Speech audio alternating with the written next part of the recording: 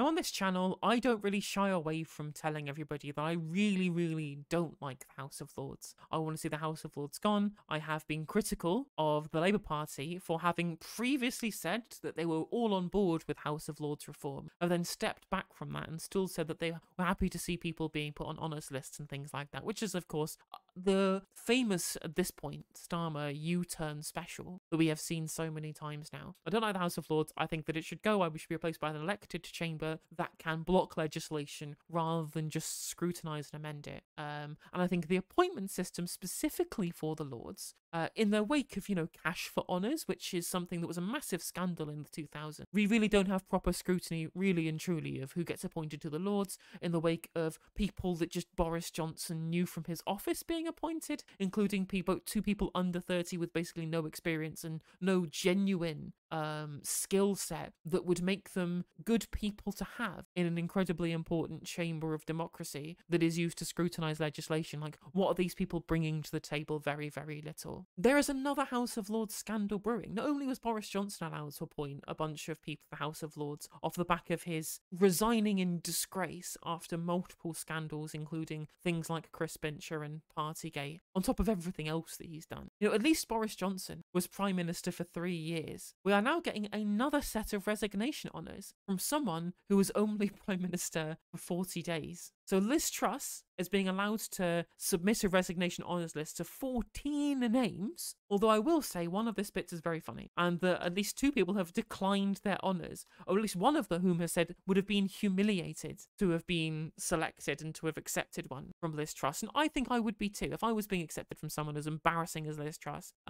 for, destroying bits of the economy and genuinely being the most kind of cringe prime ministers, like the literal shortest serving prime minister ever. The person who is now only known through memes, right? Whether it be compared to her tenure with a lettuce, or whether it be pork markets, or whether it be that TikTok sound that went viral of "I'm a fighter, not a quitter, I am resigning." That's the only way she's ever going to be remembered, except there'll be a material reminder of how she existed, first of all, in our screwed over economy, and second of all, in the fact that she will be allowed to appoint people to the House of Lords. Now, of course, she shouldn't be appointing anybody anyway. A, because the House of Lords is dumb, and B, because why does someone who was there for 40 days allow to appoint so many people? In fact, so many people that she's appointing one Lord for every 3.5 days of tenure. That's how embarrassing this all really is. Not she shouldn't be appointing these people in the first place, but of course the people she's going to appoint are going to be people from her own kind of socio and economic ideological bubble, who are the same people who were in league with her in inflicting the damage that she did upon the country. I've already made my case as to why I think that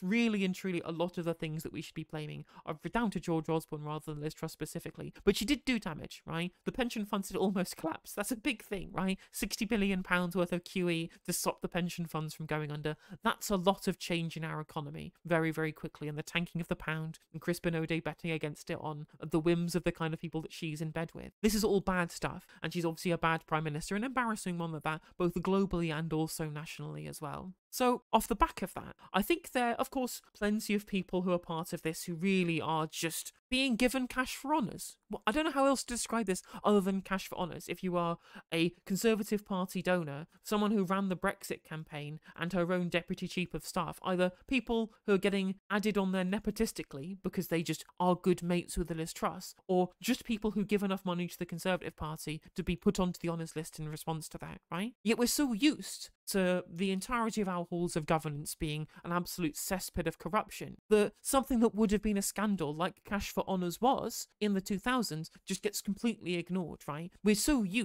hyper-normalised to politicians essentially in what I would call a corrupt manner, abusing the kind of stupid gentlemen's agreements that make up huge parts of our legislature. We just go, oh yeah, I guess Liz Truss is having 14 lords that she just bumped into in the corridor and handed out honours to for her honours list. Because of course, as we all know, and as I've talked about 1,000 times on the channel, the systems suck. The systems are bad. The systems just need to be completely rewritten, completely overhauled and properly understood. This tradition of just being gentlemen's agreements agreements, quote unquote, is always been something that only delusional liberals have ever believed in to be something that is being desecrated by the Conservative Party or desecrated by Tony Blair. Obviously, they won't blame Blair, but maybe they will kind of vaguely gesture at it. But they believe that these are people who are taking advantage of a system that is good in the abstract, when of course it's not. It's a shitty system that was always going to do this in the first place, because that's what our political system incentivizes. Our political system is full of people who treat it like a career, who treat it as a jumping point into industry, or a place in which that they can shake the right hands, do the right favours, pass the right brown envelopes, and get a cushy house in the seat in the House of Lords for the remainder of the time in which that they are alive. And that is their career choice and their career path. You go to private school, you do PP at Oxford, you become an MP, you become a party staffer, you become a journalist who then gets put into a press office, and then you get put into the House of Lords, and that's your career sorted because mummy and daddy could afford to pay you into private school. And that's an established career path. And people from every single party do this. It's not just a Conservative thing, although they're the most egregious in the way that they do these kind of things. But really and truly overall, no one would ever criticise anybody else for doing it in this manner because everyone's in on the game. In the same way that during the expenses scandal, no one was really questioning Jackie Smith over the stuff from the yellow or blue benches because they knew that they were all in on using the House of Commons as a method of financial reimbursement, really and truly. It was all a career move for them. So they would never want to fire at Jackie Smith when she was outed as fiddling her expenses because, of course, they were all doing the same shit as well, so they couldn't afford to have the scrutiny placed on them in the first place. And the only way to fix this, you can't just put the good people in charge because the bad systems will corrupt the good people anyway, and most people who are already there are already cynical people who don't actually have, genuine desires of good governance at their true heart. Because this is, again, this should be a wake-up call for every liberal who believes the system works, that this can be allowed to happen without it even being properly scrutinised. Because these will be submitted to the House of Lords Appointments Commission, and the vast majority of them will just be accepted, just like Boris Johnson's was, even though, the idea that the person who resigned in disgrace, could be allowed to do so, it doesn't make any sense. It's really just having something that is done by gentleman's agreement rather than elected, right, through democracy. This whole democracy thing that we claim to value so much, although the Liberals really don't really value. That's a story for another time. Where we're now at the point where someone who was Prime Minister for 40 days, who collapsed huge parts of our economy, who used her position in power to give bungs away to her rich mates, who refused to properly windfall tax the energy companies of which she used to be a high-ranking member of, is now being able to give out life peerages to people like Mark Littlewood, the ex-chair of the Institute of Economic Affairs, the most opaquely funded think tank, which is essentially just a propaganda arm for billionaires, who are the people who advised her and Kwasi Kwarteng to do the ridiculous mini-budget, the fiscal event, so to speak, that spooked the markets, tanked the pound, and almost collapsed pension funds to the point at which the Bank of England had to engage in £60 billion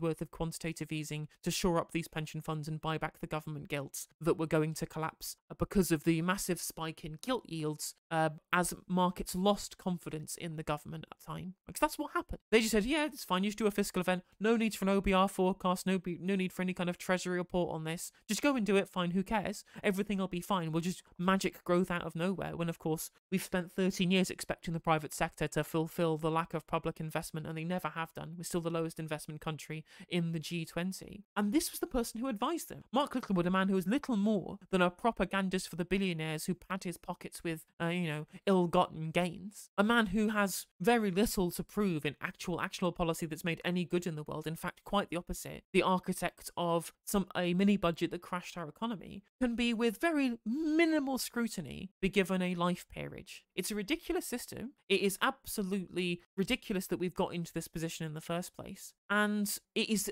always going to lead to a entirely nepotistic House of Lords, which is full of people who do the biddings of capital, which is, to say truth, the vast majority of people who get appointed, because they are both appointed by establishment parties for capital, which is what Labour Party is now, was pre-2015, or at least pre-2010, and what the Liberal Democrats are obviously as well.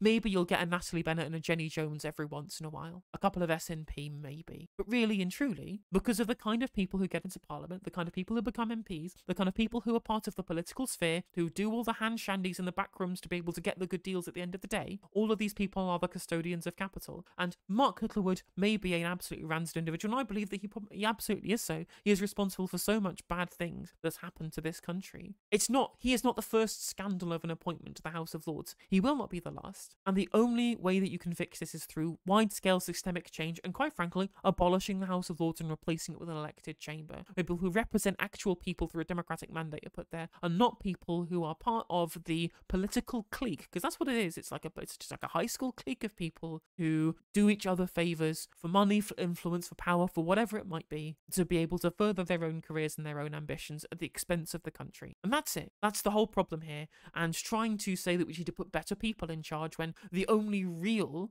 other person who's likely to be Prime Minister come next year is going to be someone who is just as duplicitous, just as backstabby, just as U-turny, just as completely morally bereft as anybody in the Conservative Party is right now in the form of Keir Starmer. So yeah, abolish the House of Lords. This is an absolute travesty, but what else would we expect? If you enjoyed this video, please do consider liking and subscribing.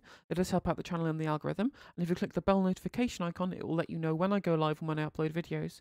If you'd like to follow me on social media, my handle is @NoJusticeMTG, and that is Twitter, TikTok, Facebook, Instagram, Twitch, and YouTube. If you want to support my channel in a more financial manner, you can do so by becoming a member for just 99p, by super chatting, or by supporting me on Patreon, with the link is in the description of this video, and hopefully I'll catch you on the next segment.